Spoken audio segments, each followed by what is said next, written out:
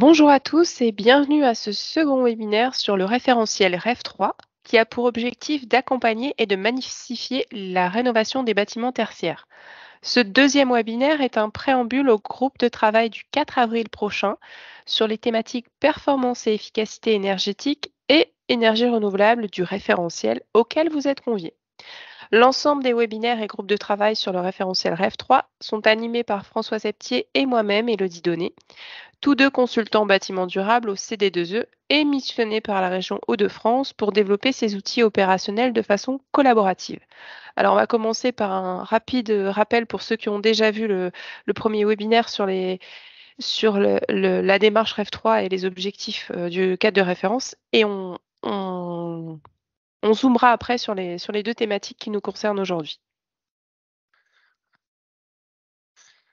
Alors commençons par un rapide rappel sur la démarche REF3 et ses objectifs pour ceux qui n'ont pas suivi le premier webinaire.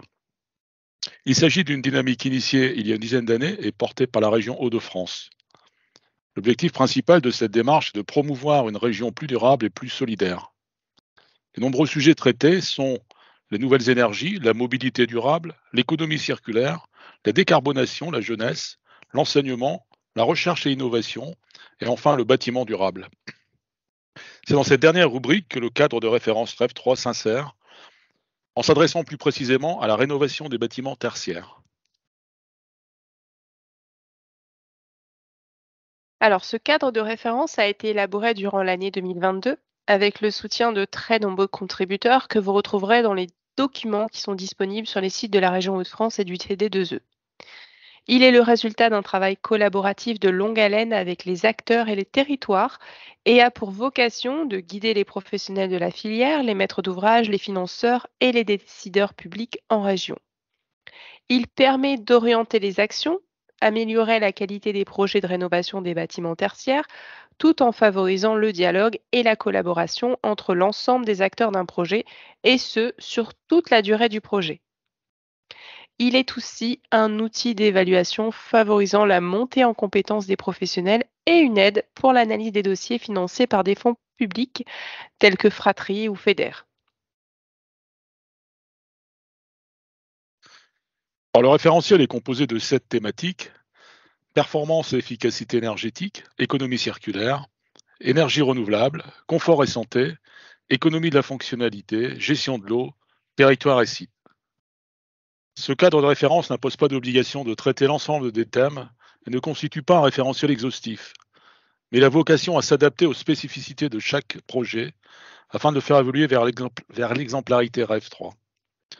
Ainsi, pour chacune de ces thématiques, 4 niveaux d'ambition ont été fixés. Pour chacun de ces niveaux, il y a des exigences socles et des exigences complémentaires.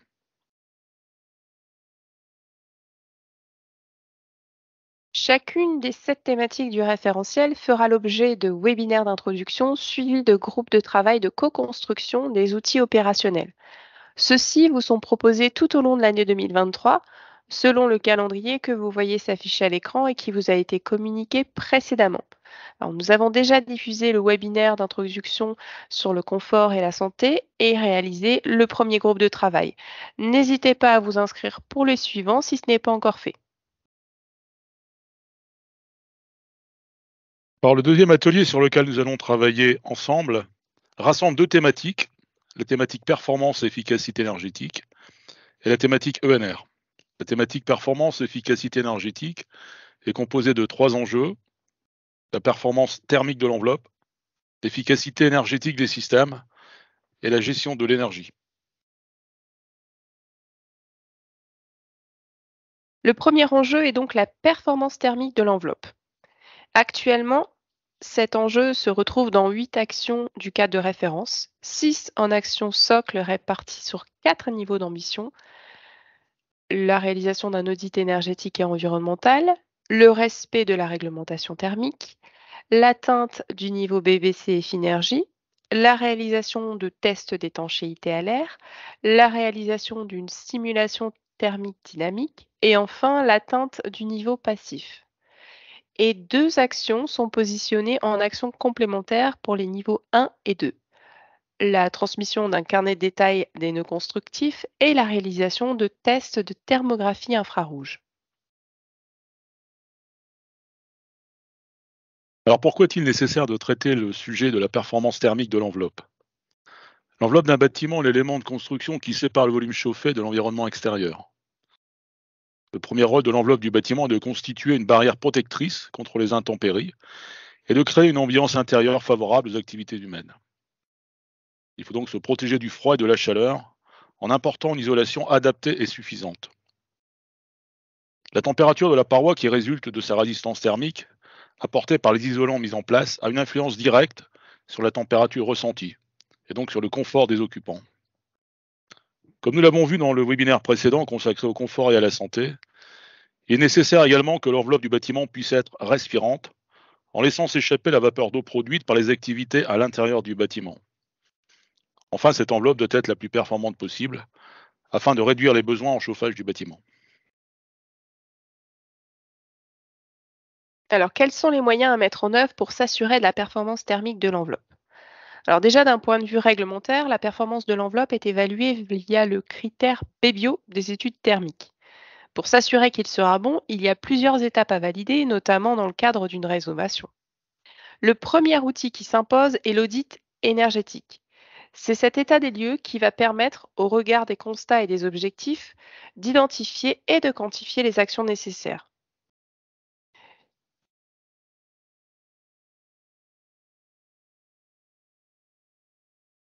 Puis, il est important de mener une réflexion sur la conception bioclimatique du bâtiment.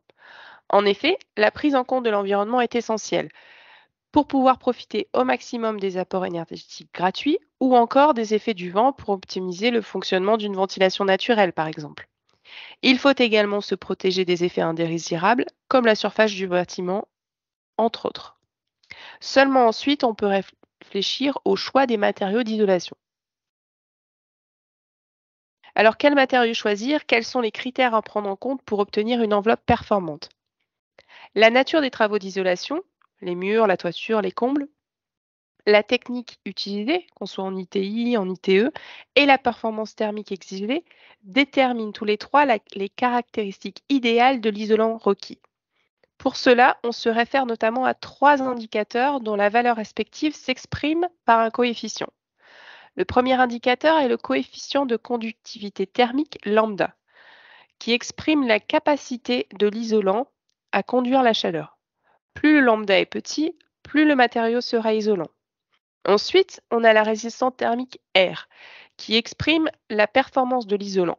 Elle s'obtient par le rapport de l'épaisseur sur la conductivité thermique du matériau. Plus le R est grand, plus la paroi est isolante. Et enfin, on a le coefficient de transmission thermique U, qui exprime la performance des parois composées de plusieurs matériaux. On utilise aussi UW pour les fenêtres, UG pour les vitrages et UP pour les portes. Plus le U est faible, plus l'isolation thermique est bonne.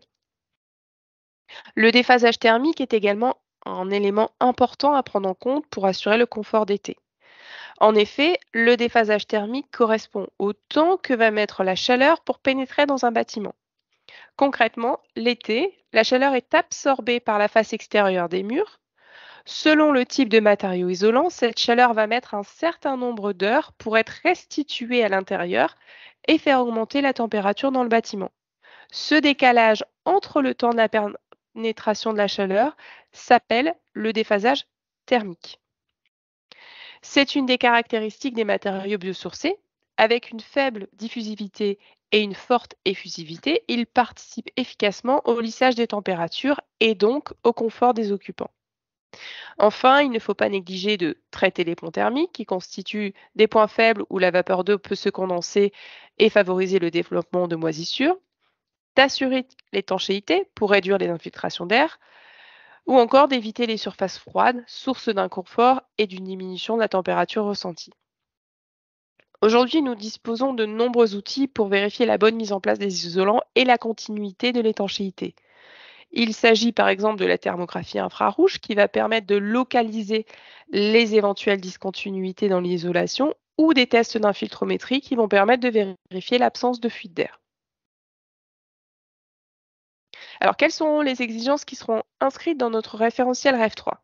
Eh bien, la première exigence, elle est réglementaire. Elle consiste à répondre à la réglementation en vigueur. À noter que la réglementation diffère selon l'importance des travaux envisagés. Pour les gros travaux de rénovation, c'est la réglementation dite globale qui s'applique avec un objectif de performance justifié par un calcul réglementaire. Pour les autres cas de rénovation, en cas d'installation ou de remplacement d'un élément du bâtiment, c'est la réglementation dite par élément qui s'applique. Elle définit une performance minimale pour chaque élément remplacé ou installé. À noter également que le décret tertiaire est applicable pour tous les bâtiments ou locaux d'activité à usage tertiaire et dont la surface est supérieure ou égale à 1000 m². Celui-ci fixe des objectifs de réduction des consommations énergétiques par décennie. Moins 40% en 2030, moins 50% en 2040 et moins 60% en 2050. Ainsi, il y a lieu d'être ambitieux pour anticiper ces échéances. Pour aller plus loin que l'ART existant, l'atteinte des niveaux BBC rénovation ou passifs peut être étudiée. Avec ce niveau d'ambition, l'utilisation d'outils de simulation thermique dynamique devient indispensable. Alors, quels sont les outils indispensables pour bien conduire la mise en œuvre et vérifier que les objectifs sont bien atteints? Quels objectifs fixer précisément dans le cadre du référentiel REV 3? N'hésitez pas à venir en débattre avec nous le 4 avril lors de notre groupe de travail sur la performance et l'efficacité énergétique. Le deuxième enjeu de la thématique performance et efficacité énergétique est donc l'efficacité énergétique des systèmes. Pour traiter cet enjeu, deux éléments importants dès le premier niveau d'ambition, l'audit énergétique et environnemental, et bien sûr le respect de la réglementation. Au niveau 2, on retrouve en socle l'atteinte du niveau BBC Finarchi Rénovation, et en complémentaire la réalisation de tests de thermographie infrarouge et la réalisation d'un contrôle des systèmes de ventilation. Au troisième niveau d'ambition, il s'agit de réaliser une simulation thermique dynamique. Et enfin, pour le dernier niveau d'ambition, nous visons l'atteinte du niveau passif.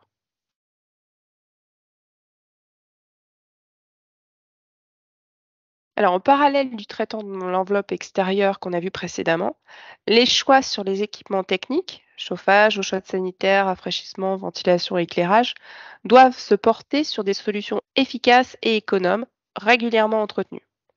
L'efficacité énergétique désigne les technologies et pratiques qui permettent de diminuer la consommation d'énergie tout en maintenant un niveau de service équivalent. L'objectif, c'est de réduire la quantité d'énergie nécessaire à la satisfaction des besoins essentiels résiduels suite à une conception bioclimatique. Il est même nécessaire d'aller plus loin et de privilégier les énergies renouvelables qui, grâce à leur développement, peuvent remplacer les vecteurs énergétiques fossiles et nucléaires. L'objectif est de mettre en œuvre des équipements qui soient dimensionnés pour répondre aux besoins des occupants, même lors de conditions extérieures exceptionnelles comme des pics de froid, tout en gardant une maîtrise des consommations et des émissions de carbone.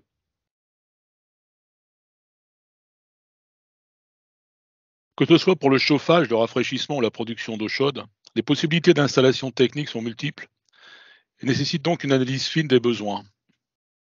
Si l'on prend l'exemple de l'industrie, le tableau suivant montre les différents paramètres à considérer avant de faire le choix d'un système de chauffage. Adapter son mode de chauffage à ses besoins est la première étape incontournable pour optimiser l'efficacité énergétique des systèmes installés. Il en sera de même pour le rafraîchissement, l'eau chaude sanitaire, la ventilation et l'éclairage. Par exemple, une chaudière à condensation doit fonctionner à basse température. Si cette règle n'est pas respectée, le système ne fonctionnera pas de manière optimale et générera une surconsommation importante. Les défauts de mise en œuvre ou encore l'absence d'entretien régulier des systèmes peuvent rapidement entraîner des surconsommations, des dysfonctionnements. Le chauffage, une nécessité pour maintenir une température constante en phase avec les activités du bâtiment. Chaudière ou pompe à chaleur, radiateur, diffuseur ou plancher chauffant, système unitaire ou combiné, de nombreuses questions à se poser avant de choisir son système de chauffage. La production d'eau chaude est également indispensable pour les différentes activités du bâtiment. Production instantanée, ballon, préchauffage. Quelle est la combinaison la mieux adaptée à mon projet? Et enfin la ventilation, un enjeu essentiel pour le renouvellement de l'air intérieur et pour le maintien de l'équilibre hygrothermique nécessaire à la qualité de l'air que nous respirons. Le renouvellement de l'air implique l'évacuation régulière d'un volume d'air et donc des calories associées. Comment réduire ces pertes énergétiques? Quelles sont les techniques éprouvées qui permettent de récupérer les calories sur l'air extrait? Comment faire le bon choix? En résumé, il convient de définir clairement les besoins du bâtiment, que ce soit en termes de chauffage, d'eau chaude sanitaire ou de ventilation, et de vérifier que les systèmes préconisés répondent bien aux besoins. Vérifier la bonne mise en œuvre des installations avec des entreprises qualifiées, contrôler le bon fonctionnement des systèmes à réception, et enfin mettre en place les outils nécessaires au suivi des consommations et à l'entretien des systèmes. Quels objectifs fixés dans le référentiel? Faut-il rendre l'audit obligatoire? Quels sont les outils à utiliser pour s'assurer du bon dimensionnement des installations? Quels sont les tests à privilégier pour s'assurer du bon fonctionnement des installations? Faut-il rendre le carnet d'entretien obligatoire? Quelles actions de communication à mettre en place? Toutes ces questions seront à l'ordre du jour de notre prochain groupe de travail du 4 avril au CD2E. Le troisième enjeu de la thématique performance et efficacité énergétique est donc la gestion énergétique. On remarquera que les enjeux sont en grande partie en ambition complémentaire, en dehors de la réalisation d'un suivi et d'une analyse des consommations positionnée au niveau 3. Les objectifs complémentaires ciblent une action d'information et de sensibilisation au niveau 1, la mise en place d'une gestion technique au niveau 2, l'utilisation d'un carnet d'entretien ainsi qu'une interface visuelle de la performance au niveau 3, et enfin, pour le quatrième et dernier niveau, l'instrumentation du bâtiment et la mise en place d'une plateforme servicielle pour les usagers. Un bâtiment bien conçu ne garantit pas des charges d'exploitation maîtrisées. Il y a souvent un écart entre les hypothèses de consommation, simulées en conception, et les consommations réelles d'un bâtiment. Les causes peuvent être d'origine diverse, mise en œuvre défectueuse, variations météorologiques importantes par rapport au climat moyen, mauvais réglage des équipements, comportement des utilisateurs, etc. Seul un suivi du bâtiment en temps réel permettra de déceler et d'expliquer les écarts entre le calcul théorique et sa performance réelle. Les objectifs sont donc d'identifier les équipements énergivores, d'optimiser l'exploitation du bâtiment, d'initier des actions de maintenance préventive et de réduire les consommations énergétiques. La recherche de la performance et de l'efficacité énergétique doit posséder une portée pédagogique et permettre un suivi des performances de l'installation. Ainsi, des solutions techniques et éducatives de gestion d'énergie sont à privilégier, permettant d'assurer la performance de l'ouvrage, l'efficacité des systèmes et les résultats attendus par la maîtrise d'ouvrage et les usagers. Le suivi des consommations peut être appréhendé à plusieurs niveaux, du simple relevé des factures à la mise en place d'une gestion technique centralisée. Suivant les niveaux de précision recherchés et les besoins en communication identifiés, le suivi pourra être plus ou moins complexe. Dans tous les cas, cette démarche doit s'accompagner de la mise en place d'un carnet d'entretien et de maintenance des installations, afin de suivre et de s'assurer que les prescriptions des fabricants soient bien respectées. Dans le cadre d'une démarche qualitative de transition énergétique, on ne peut ignorer l'importance d'une bonne gestion des systèmes énergétiques. Le suivi des consommations associées aux systèmes installés permet de s'assurer du bon fonctionnement et de réagir rapidement en cas de dérive. Les opérations de maintenance vont permettre de maintenir les systèmes à leur meilleur niveau d'efficacité. Cette gestion énergétique génère de nombreuses informations sur le fonctionnement des systèmes qui peuvent facilement être exploitées dans différentes formes de communication, à destination notamment des usagers du site. Alors, on va maintenant passer à la thématique énergie renouvelable, qui est également composée de 4 enjeux. Le potentiel du site pour accueillir des énergies renouvelables, les énergies renouvelables électriques, les énergies renouvelables thermiques et de récupération, et l'innovation. Il y a toujours 4 niveaux d'ambition avec des actions socles en vert et des actions complémentaires en bleu que nous allons voir en détail par la suite.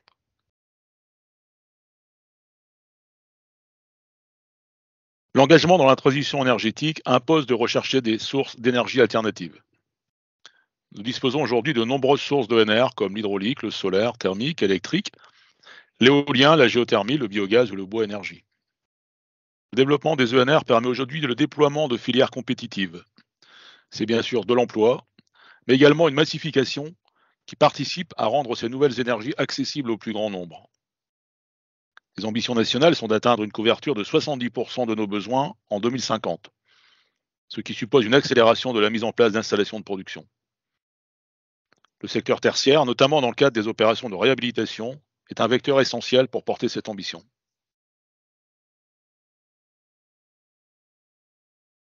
Alors, quel est le potentiel de mon projet? Quel type d'énergie va être le plus approprié? C'est l'étude d'opportunité qui apportera les réponses à ces questions. C'est un préalable indispensable à toute prise de décision dans le domaine des énergies renouvelables. Une étude comparative entre ces différentes énergies renouvelables permet également de définir les ambitions de la rénovation. Plusieurs types d'énergies renouvelables sont possibles. Les ENR électriques, avec le solaire photovoltaïque ou encore le micro-éolien. Les ENR thermiques et de récupération, la géothermie, le biomasse énergie, le raccordement à un réseau de chaleur ou de froid, ou encore la récupération de chaleur ou de froid. Également, les énergies renouvelables étant principalement intermittentes, il peut être opportun de les stocker. Cela implique notamment de développer des solutions innovantes afin de pouvoir disposer de l'énergie lorsque cela est nécessaire. Alors, quelle couverture viser en fonction du potentiel du site? Comment utiliser l'énergie produite?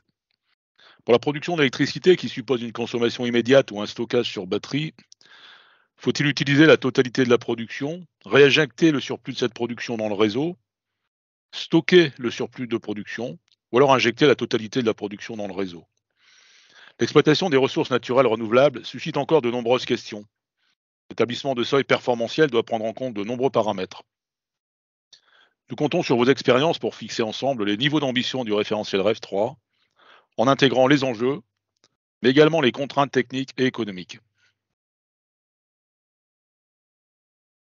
Voilà, nous avons parcouru les enjeux et ambitions concernant les thématiques performance et efficacité énergétique et énergie renouvelable.